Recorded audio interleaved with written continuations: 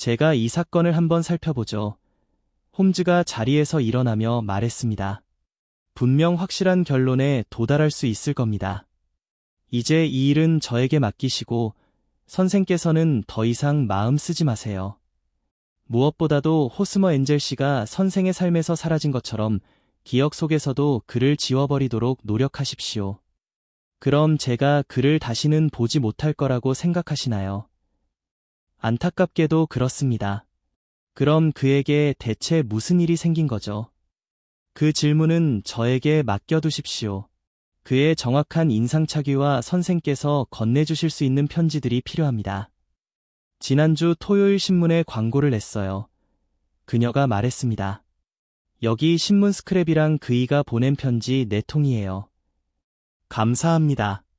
선생의 주소는요? 캠버엘, 라이언 플레이스 31호입니다. 엔젤 씨의 주소는 전혀 모르신다고 했죠. 새아버님의 직장은 어디입니까? 펜처치가에 있는 유명한 클랄의 수입업체인 웨스트하우스 앤 마뱅크에서 영업사원으로 일하세요. 고맙습니다. 아주 명확하게 진술해 주셨군요. 서류들은 여기 두시고 제가 드린 조언을 잊지 마세요. 이 모든 사건을 이미 덮인 책이라 생각하시고 선생의 인생이 휘둘리게 두지 마십시오. 친절하시네요, 홈즈 선생님. 하지만 그럴 수는 없어요. 전 호스머에게 신의를 지킬 거예요. 그가 돌아왔을 때 언제든 준비된 모습으로 그를 맞이할 거예요. 우스꽝스러운 모자와 멍한 표정에도 불구하고 우리 의뢰인의 그 순수한 믿음에는 존경심마저 자아내는 고결함이 있었습니다. 그녀는 작은 서류 뭉치를 탁자 위에 내려놓고 부름이 있으면 언제든 다시 오겠다는 약속을 남긴 채 떠났습니다. 셜록 홈즈는 몇 분 동안 손가락 끝을 마주댄 채 다리를 쭉 뻗고 천장을 응시하며 말없이 앉아 있었습니다. 그러다 선반에서 낡고 기름때 묻은 진흙 파이프를 꺼냈습니다. 그에게 파이프는 일종의 조언자와도 같았죠. 불을 붙이자 짙은 푸른 연기가 고리 모양으로 흩어졌고 그의 얼굴에는 무한한 나른함이 감돌았습니다. 참 흥미로운 연구 대상인 처녀군. 그가 입을 열었습니다. 그녀가 가져온 사소한 문제보다는 그녀 자체가 훨씬 더 흥미로워. 사실 그 문제는 꽤 진부한 편이거든. 내 사건 기록부를 찾아보면 77년 앤도버에서도 비슷한 사례가 있었고 작년 헤이그에서도 비슷한 일이 있었네. 수법 자체는 오래된 것이지만 한두 가지 세부 사항은 나에게도 생소하더군. 하지만 그 처녀 자체는 아주 교훈적이었어. 자네는 나에겐 전혀 보이지 않는 것들을 그녀에게서 많이 읽어낸 모양이군. 내가 말했습니다. 보이지 않는 게 아니라 주의 깊게 보지 않는 거라네. 왓슨. 어디를 봐야 할지 모르니 중요한 걸 다 놓치는 거지. 소매깃이 얼마나 중요한지, 엄지손톱이 얼마나 많은 걸 암시하는지, 혹은 구두끈 하나에 얼마나 큰 사건이 걸려 있을 수 있는지 자네에게 깨닫게 하기가 참 힘들군. 자, 자네는 그 여자의 외모에서 무엇을 알아냈나? 한번 묘사해보게. 글쎄, 벽돌색 붉은 깃털이 달린 회색빛 넓은 책 모자를 쓰고 있었지. 재킷은 검은색에 검은 구슬이 박혀 있었고 검은 보석 장식술이 달려 있었네. 드레스는 갈색이었는데 커피색보다 좀 더 진했고 목과 소매에 보라색 벨벳이 덧대어져 있었지. 장갑은 회색이었는데 오른쪽 집게 손가락 부분이 해져 있었어. 구두는 보지 못했네. 작고 둥근 금귀걸이를 달고 있었고 전반적으로 저속하지만 편안하고 여유 있는 중산층의 분위기가 풍겼지. 셜록 홈즈는 가볍게 박수를 치며 낄낄거렸습니다. 세상에, 왓슨. 정말 장족의 발전이야. 아주 잘했네. 비록 중요한 건 죄다 놓쳤지만 방식은 제대로 잡았고 색깔을 포착하는 눈도 빠르군. 이보게, 절대 전체적인 인상에 의존하지 말고 세부 사항에 집중하게나. 난 여자를 볼 때 항상 소매부터 본다네. 남자의 경우엔 바지 무릎이 낫겠지. 자네도 보았듯이 그 여자의 소매에는 벨벳이 덧대어져 있었는데 이건 흔적을 남기기에 아주 유용한 재질이지. 손목 조금 윗부분에 타자기를 치는 사람이 책상에 누르며 생기는 이중선이 아주 선명하게 남아있었어. 수동식 재봉틀도 비슷한 자국을 남기지만 그건 왼쪽 팔에만 남고 엄지손톱에서 가장 먼 쪽에 생기지. 이 여자처럼 소매의 가장 넓은 부분을 가로질러 생기지는 않아. 그 다음 얼굴을 보니 코 양옆에 코안경 자국이 있더군. 그래서 시력이 나쁜 것과 타자기에 대해 한마디 던졌더니 깜짝 놀라지 않던가. 나도 놀랐네. 하지만 너무 뻔한 일이었지.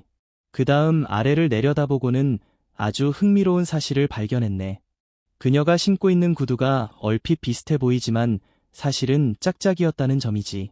한쪽은 앞코에 장식이 있고 다른 쪽은 민문이었어.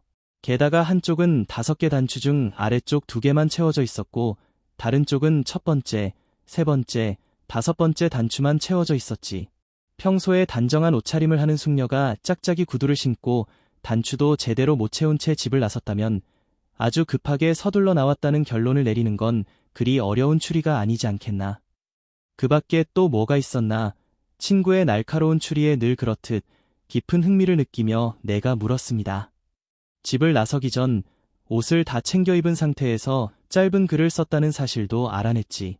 자네는 오른쪽 장갑에 집게 손가락이 해진 걸 봤지만 장갑과 손가락 모두에 보라색 잉크 자국이 묻어 있었다는 건 못 본 모양이군. 급하게 글을 쓰다가 펜을 너무 깊이 담근 게야. 오늘 아침에 생긴 일이 분명해. 안 그랬으면 손가락에 그렇게 선명한 자국이 남아있을 리 없거든. 자, 이런 것들은 재미는 있지만 아주 기초적인 것들이지. 이제 본론으로 돌아가세. 왓슨. 자네가 그 호스머엔젤 씨의 인상착의가 담긴 광고문을 좀 읽어주겠나? 나는 작은 신문 조각을 불빛에 비추어 읽었습니다. 행방불명. 지난 14일 오전 호스머 엔젤이라는 신사. 키는 약 170cm, 단단한 체격, 황색 피부, 검은 머리에 정수리 부분이 약간 대머리임. 덥수룩한 검은 구레나룻과 콧수염. 색안경을 썼으며 말투가 약간 어눌함. 실종 당시 실크가 덧대어진 검은 프로코트와 검은 조끼, 금제 엘버트 체인, 회색 해리스 트위드 바지에 갈색 각반을 차고 옆면에 고무줄이 달린 구두를 착용함. 리드놀가의 한 사무실에서 근무한 것으로 알려짐. 제보해 주시는 분께는 그 정도면 됐네. 홈즈가 말했습니다. 편지들을 좀 보니 그는 편지들을 훑어보며 말을 이었습니다. 아주 평범하군. 발자크의 글을 한 번 인용한 것 말고는 엔젤 씨에 대한 단서가 전혀 없어. 하지만 자네도 분명히 느낄 만한 아주 특이한 점이 딱 하나 있네. 편지들이 타자로 쳐져 있군. 내가 말했습니다. 그뿐만이 아니라네. 서명까지 타자로 쳐져 있어. 밑부분에 깔끔하게 호스머 엔젤이라고 쳐진 걸 보게나. 날짜는 적혀 있지만 주소는 그냥 리드놀 가라고만 되어 있는데 이건 너무 막연하지. 특히 서명까지 타자로 쳤다는 점은 아주 시사하는 바가 커. 사실상 결정적인 증거라고 할 수 있지. 무엇에 대한 증거인가? 이보게 왓슨, 이것이 이번 사건과 얼마나 강력하게 연결되는지 정말 모르겠나. 글쎄, 나중에 혼인 빙자 소송이라도 당했을 때 자기 서명이 아니라고 우기려는 속셈이 아니라면 잘 모르겠군. 아니, 핵심은 그게 아니야. 어쨌든 편지를 2통 써야겠군. 그러면 문제가 해결될 거야. 한 통은 시내에 있는 회사로, 다른 한 통은 그 처녀의 새아버지인 윈디뱅크 씨에게 내일 저녁 6시에 여기서 만날 수 있는지 묻는 편지라네. 남자 친척과 직접 사업적인 이야기를 나누는 게 여러모로 좋으니까. 자, 박사, 이제 답장이 올 때까지 우리가 할 수 있는 일은 없네. 이 문제는 잠시 선반 위에 올려두기로 하지. 나는 친구의 예리한 추리력과 비상한 활동력을 믿을 만한 근거를 수없이 보아왔습니다. 그렇기에 그가 이 기묘한 수수께끼를 대하는 자신만만하고 여유로운 태도에는 분명 확고한 이유가 있을 것이라 생각했죠. 내가 아는 한 그가 실패한 적은 보헤미아 국왕과 아이린 애들러의 사진 사건뿐이었습니다. 네 사람의 서명이나 주홍색 연구의 그 기괴하고 복잡했던 사건들을 떠올려보면 그가 풀지 못할 엉킨 실타래는 세상에 없을 것 같았습니다. 나는 검은 진흙 파이프를 피워 물고 있는 그를 뒤로하고 집을 나섰습니다. 다음 날 저녁 다시 왔을 때는 그가 메리 서덜랜드 양에 사라진 신랑에 대한 모든 단서를 손에 쥐고 있으리라는 확신과 함께 말이죠. 다음 날 나는 아주 중한 환자를 돌보느라 하루 종일 바빴습니다. 저녁 6시가 다 되어서야 간신히 시간을 낸 나는 이 작은 미스터리의 대단원을 놓칠까봐 서둘러 마차를 타고 베이커가로 향했습니다. 도착해보니 셜록 홈즈는 안락의자 구석에 긴 몸을 웅크린 채 반쯤 잠들어 있더군요. 방 안에는 염산에 톡 쏘는 냄새가 진동했고 수많은 병과 시험관들이 늘어서 있는 것으로 보아 그가 좋아하는 화학 실험에 몰두하며 하루를 보냈음을 알 수 있었습니다. 그래, 해결했나? 내가 들어가며 물었습니다. 응, 황산 바륨이었어. 아니, 그 사건 말이야. 내가 소리쳤습니다. 오, 그거. 난 내가 연구하던 염 이야기인 줄 알았군. 사실 그 사건은 수수께끼랄 것도 없었어. 어제 말했듯이 몇 가지 세부 사항이 흥미롭긴 했지만 말이야. 유일한 단점은 그 파렴치한 놈을 처벌할 법적 근거가 마땅치 않다는 점이지. 대체 그 놈이 누구인가? 그리고 서덜랜드 양을 버린 목적이 뭐야? 질문이 내 입 밖으로 나오기가 무섭게 복도에서 무거운 발소리가 들리더니 문을 두드리는 소리가 났습니다. 처녀의 새아버지 제임스 윈디뱅크 씨로군. 홈즈가 말했습니다. 6시에 오겠다고 답장을 보냈거든.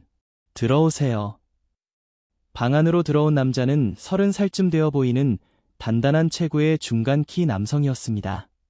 수염없이 말끔한 얼굴에 황색 피부를 가졌고 나긋나긋하면서도 남의 비위를 잘 맞추는 태도를 보였지만 회색 눈빛만큼은 놀라울 정도로 날카롭고 예리했습니다. 그는 우리를 한 번씩 훑어보더니 번들거리는 실크햇을 찬장 위에 올려두고는 가까운 의자에 비스듬히 앉았습니다. 안녕하십니까, 제임스 윈디뱅크 씨. 홈즈가 말했습니다. 6시에 만나기로 약속한 이 타자로 친 편지는 당신이 보낸 것이 맞겠지요? 네, 그렇습니다. 조금 늦어서 죄송하군요. 제가 제 마음대로 시간을 낼 수 있는 처지가 아니라서요. 서덜랜드 양이 이런 사소한 일로 선생님을 번거롭게 해드려 유감입니다. 이런 집안일은 밖으로 드러내지 않는 게 상책인데 말이죠. 그녀가 여기 온 건 제 뜻이 아니었습니다. 보셔서 아시겠지만 워낙 감정적이고 충동적인 아이라 한번 마음먹으면 통제하기가 쉽지 않거든요.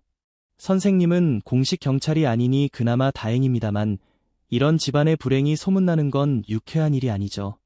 게다가 돈 낭비일 뿐입니다. 그 호스머 엔젤이라는 자를 대체 어떻게 찾으시겠습니까?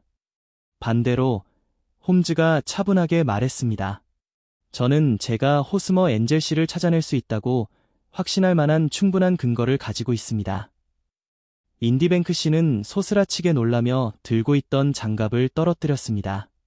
그거 반가운 소리군요. 그가 말했습니다. 참 묘한 일이지요. 홈즈가 말을 이었습니다. 타자기도 사람의 필체만큼이나 저마다의 개성을 가지고 있거든요. 아주 새 것이 아닌 이상 똑같이 찍히는 타자기는 단 한 대도 없습니다. 어떤 글자는 다른 것보다 더 마모되기도 하고 어떤 건 한쪽 면만 닳기도 하죠. 자, 당신이 보낸 이 편지를 보세요. 윈디뱅크 씨. 모든 문장에서 글자 E가 약간 뭉개져 있고 아래 꼬리 부분이 살짝 결함이 있군요. 그 외에도 14가지 특징이 더 있습니다만 이 2가지가 가장 두드러지는군요. 저희 사무실에서는 모든 업무를 이 기계로 처리합니다. 좀 낡아서 그렇겠지요. 방문객은 빛나는 작은 눈으로 홈즈를 예리하게 쳐다보며 대답했습니다. 이제 아주 흥미로운 연구 결과를 하나 보여드리죠. 윈디뱅크 씨. 홈즈가 계속했습니다. 조만간 타자기와 범죄의 상관관계에 대한 짧은 논문을 써볼까 생각 중입니다. 제가 꽤 관심을 두고 연구한 분야거든요. 여기 실종된 남자가 보냈다는 4통의 편지가 있습니다. 모두 타자로 쳐져 있죠. 여기에서도 글자 E는 뭉개져 있고 아래는 꼬리가 없습니다. 제 돋보기를 사용하신다면 제가 언급한 나머지 14가지 특징도 고스란히 나타나 있다는 걸 확인하실 수 있을 겁니다. 윈디뱅크 씨는 의자에서 벌떡 일어나 모자를 집어들었습니다. 이런 터무니없는 소리에 낭비할 시간은 없소, 홈즈 씨. 그가 말했습니다. 그 남자를 잡을 수 있다면 잡으셔.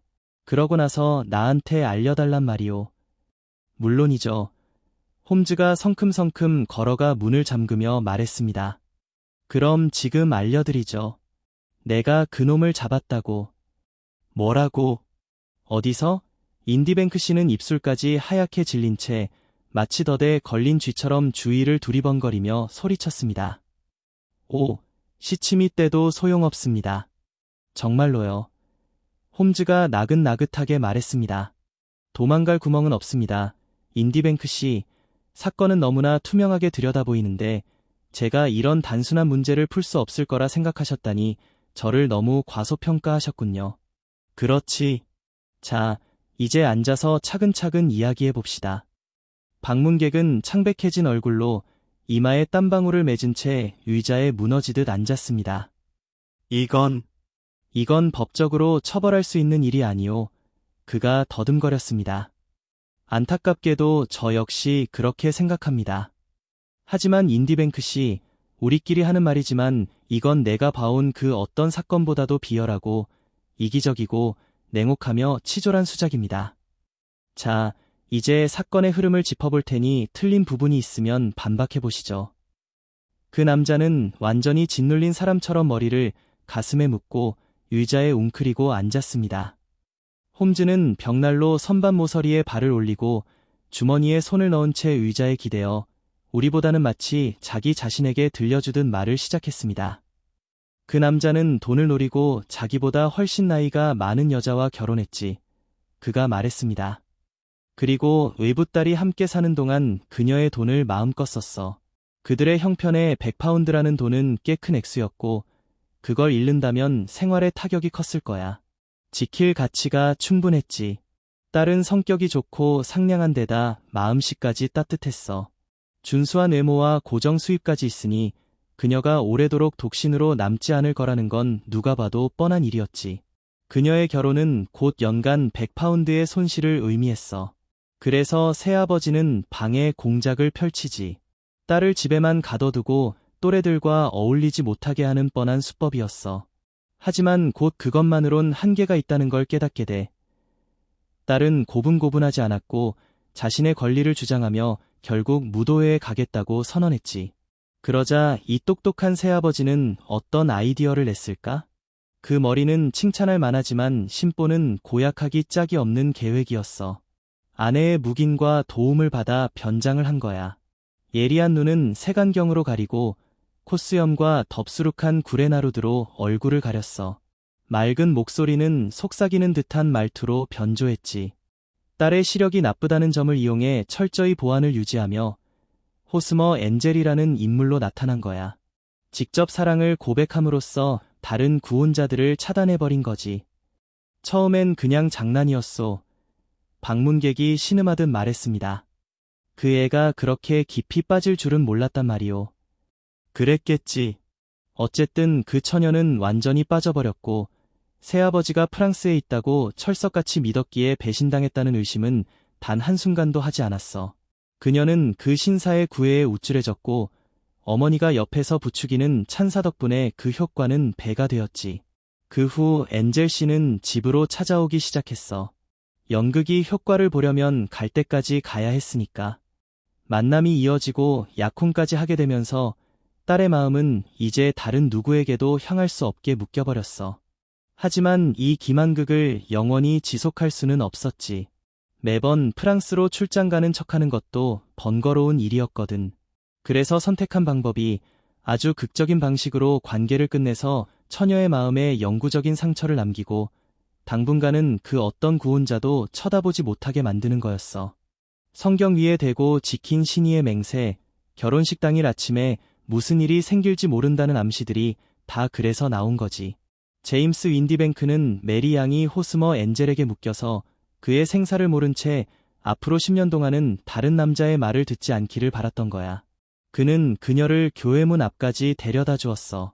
하지만 더 이상은 갈 수 없으니 사륜마차의 한쪽 문으로 타서 반대쪽 문으로 내리는 그 고전적인 수법으로 감쪽같이 사라진 걸세. 이게 사건의 전말이지, 안 그렇습니까, 인디뱅크 씨?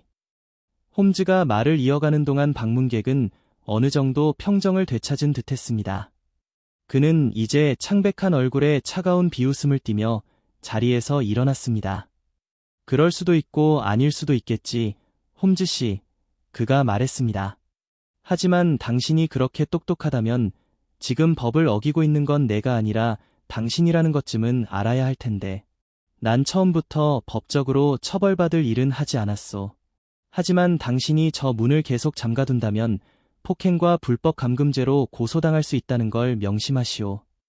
당신 말대로 법은 당신을 건드릴 수 없겠지. 홈즈는 문을 열어젖히며 말했습니다. 하지만 당신만큼 벌을 받아 마땅한 놈도 없을 거야. 만약 저 처녀에게 오빠나 친구가 있었다면 당신 어깨에 채찍질을 해줬을 텐데 말이지 제길. 남자의 비열한 미소를 본 홈즈의 얼굴이 붉게 달아올랐습니다. 의뢰인을 위한 내 의무는 아니지만 마침 여기 사냥용 채찍이 있군. 내 직접 당신을. 홈즈가 채찍을 향해 2걸음 성큼 다가갔습니다. 하지만 채찍을 잡기도 전에 계단을 뛰어내려가는 요란한 발소리가 들렸고 육중한 현관문이 쾅 하고 닫혔습니다. 창밖을 보니 제임스 인디뱅크가 전력질주로 길을 내려가고 있더군요. 정말 냉혈한 악당이로군. 홈즈는 다시 의자에 몸을 던지며 웃음을 터뜨렸습니다. 저놈은 계속해서 범죄를 저지르다가 결국 아주 끔찍한 일을 저지르고 교수대에서 생을 마감하게 될 거야. 이번 사건은 어떤 면에선 꽤 흥미로운 구석이 있었지. 아직 자네의 추리 과정을 전부 이해하지는 못하겠네. 내가 덧붙였습니다. 자, 생각해보게. 처음부터 그 호스머 엔젤이라는 자의 기묘한 행동에는 분명 강력한 목적이 있다는 게 명백했네. 그리고 우리가 보기에 이 사건으로 진짜 이득을 보는 사람은 새아버지뿐이라는 점도 확실했지. 게다가 2사람이 절대로 동시에 나타나지 않고 한 명이 자리를 비울 때만 다른 한 명이 나타난다는 사실도 시사하는 바가 컸어. 색안경과 기묘한 목소리, 그리고 덥수룩한 구레나룻 역시 변장을 암시하고 있었지. 내 의심이 확신으로 바뀐 건 서명까지 타자로 쳤다는 그 특이한 행동 때문이었네. 그건 당연히 자신의 필체가 그녀에게 너무 익숙해서 아주 조금만 보여줘도 들통날 거라는 걸 알고 있었다는 뜻이니까. 이 개별적인 사실들과 다른 사소한 단서들이 모두 한 방향을 가리키고 있었던 거야. 그걸 어떻게 입증했나? 일단 범인을 특정하고 나니 뒷받침할 증거를 찾는 건 식은 죽 먹기였네. 난 그가 일하는 회사를 알고 있었지. 광고지에 실린 인상착의에서 변장일 가능성이 높은 것들 수염, 안경, 목소리를 제외한 정보를 그 회사에 보냈어. 그러고는 영업사원 중에 그런 사람이 있는지 확인해달라고 요청했지. 동시에 난 이미 타자기의 특징을 파악했으니 그 남자의 직장 주소로 편지를 보내 이곳으로 와달라고 했네. 예상대로 그의 답장은 타자로 쳐져 있었고 어제 본 것과 똑같이 사소하지만 특징적인 결함들이 고스란히 드러나 있었어. 그리고 같은 우편으로 펜처치가의 웨스트하우스 앤 마뱅크 사로부터 인상착의가 그들의 직원인 제임스 윈디뱅크와 모든 면에서 일치한다는 회신을 받았지. 그게 전부라네. 그럼 서덜랜드 양은 어떻게 하나? 말해줘도 믿지 않을 걸세. 옛 페르시아 격언에 이런 말이 있지. 호랑이 새끼를 잡는 자에게도 위험이 따르지만 여인에게서 환상을 빼앗는 자에게도 위험이 따른다라고 말이야. 하피즈의 시에도 호라티우스만큼이나 세상의 지혜와 통찰이 가득 담겨 있다네. 신랑의 정체, 끝.